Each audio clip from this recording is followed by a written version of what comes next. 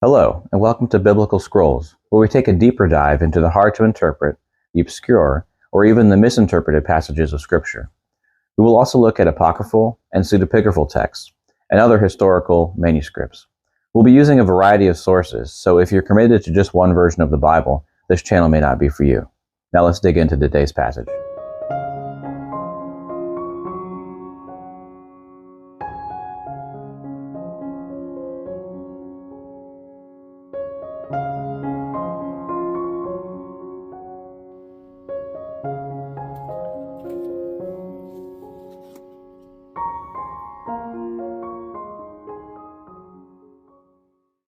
Today we will be in Leviticus 16.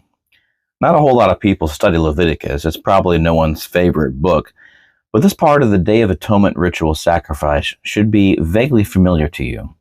I'm going to start by reading verse 7 through 9 in the New King James Version.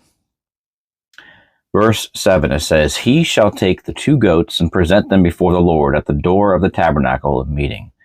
Then Aaron shall cast lots for the 2 goats, 1 lot for the Lord, and the other lot for the scapegoat. And Aaron shall bring the goat on which the Lord's lot fell, and offer it as a sin offering. But the goat on which the lot fell to be the scapegoat shall be presented alive before the Lord to make atonement upon it, and to let it go as a scapegoat into the wilderness." So the 1 goat for the Lord, Yahweh, is sacrificed, and the other is sent into the desert, or the scapegoat. Now let's read this passage in the ESV. Verse 7, "He shall take the 2 goats and set them before the Lord at the entrance of the tent of meeting. And Aaron shall cast lots over the 2 goats, 1 lot for the Lord, and the other lot for Azazel. And Aaron shall present the goat on which the lot fell for the Lord, and use it as a sin offering. But the goat on which the lot fell for Azazel shall be presented alive before the Lord to make atonement over it, that it may be sent away into the wilderness to Azazel." So you see here, the scapegoat is changed into a proper name, Azazel. Why is one of the goats for Azazel, and who is he? Well, the word Azazel in Hebrew text can be translated the goat that goes away. That is why many translations like KJV, New King James, NIV, and New American Standard use the term scapegoat. So the translator has this goat symbolically carrying the sins of the people away from the camp of Israel into the wilderness. That's true, but the problem with this is that Azazel is a proper name.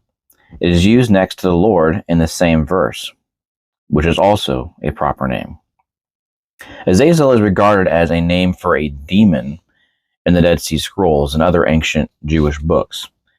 In fact, in one scroll, Azazel is the leader in charge of the angels that sinned in Genesis 6, 1 through 4.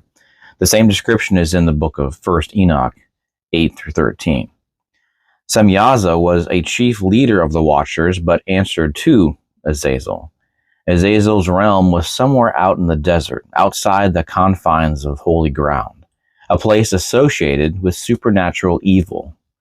Although the Old Testament does not explicitly say that Azazel was a demon, scholars have connected Azazel with Mot, the god of death. In the Day of Atonement ritual, the goat for Yahweh, the goat that was sacrificed, purges the impurities of the people of Israel and the sanctuary. The goat for Azazel was sent away after the sins of Israel were symbolically placed on it. The point of the goat for Azazel was not that something was owed to the demonic realm, but that sin was being transported to where it belonged, outside Israel, under the authority of the gods over the pagan nations. So if you read this verse in a version other than the ESV, it doesn't make sense. The wording has the goat being offered to the scapegoat, which is a big indication that scapegoat is not a good translation, but rather Azazel, a proper name. I hope you enjoyed this video and maybe even learned something. Please subscribe and give a thumbs up. The topics on this channel are difficult and sometimes there's a difference of opinions, but that's okay. Be blessed, be encouraged, and I'll see you in the next video.